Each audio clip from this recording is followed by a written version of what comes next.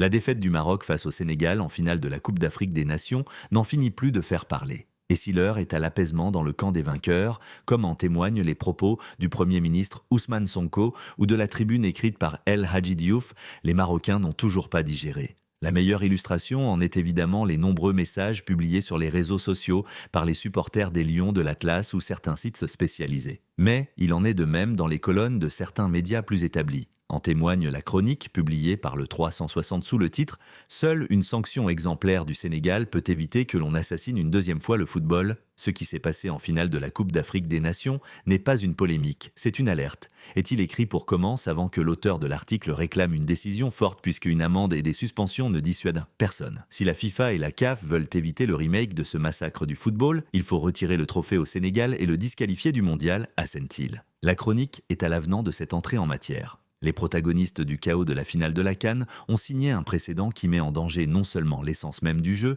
mais peut produire de futures mutineries si des sanctions dissuasives ne sont pas bon prises. Dénonce Adil Azeroual pour justifier la nécessité de sanctions sans précédent.